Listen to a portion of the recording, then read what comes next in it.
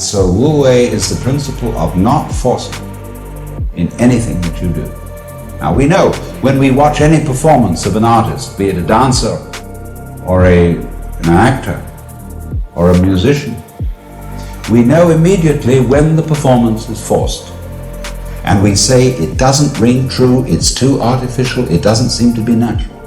Many people who study the Taoist doctrines think that Wu Wei means do nothing, in the sense of laissez-faire, be lazy, always be passive.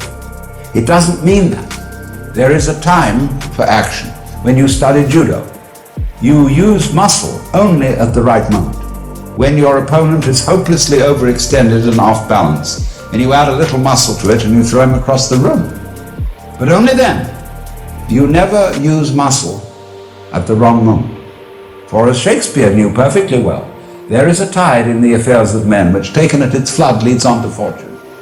And so Wu Wei is based on knowledge of the tide, the drift of things. Get with it. Wu Wei is the art of sailing rather than the art of rowing. So, if you say now, one of the most famous sayings in the Lao Tzu book is superior virtue has no intention to be virtuous, and thus is virtue. Inferior virtue cannot let go of virtuosity, and thus is not virtue. So one could also say, the real Wu Wei is not intentionally Wu Wei, and so is Wu Wei. But inferior Wu Wei so tries to be Wu Wei that it isn't. In other words, this is saying Wu Wei is not a matter of cultivated passivity or even of cultivated spontaneity, because there are people who think that they are released, that they have realized that they are the Tao, as all of us in fact are, or that you are, to put it into Vedanta terms, every one of us is the Brahman, the eternal self of the universe, beyond all description or classification or thought. They say, okay baby, I'm that, now I'm going to have a ball. Well, what kind of a ball do they have? Well, what they do is they look up the rules on which society runs and do the opposite. Well, that's still running by the rules of society. And it's the mirror image in reverse. That's not spontaneity. So, to quote Jesus, unless you become again as a child, you cannot enter the kingdom of heaven. So what does that involve? It means, ladies and gentlemen, would you please check your ideas and opinions at the door? First of all your philosophical and religious views, all your logic, because I say check it at the door advisedly because you can pick it up again when you go out if you feel unsafe without it. I'm not trying to argue you out of your opinions and views.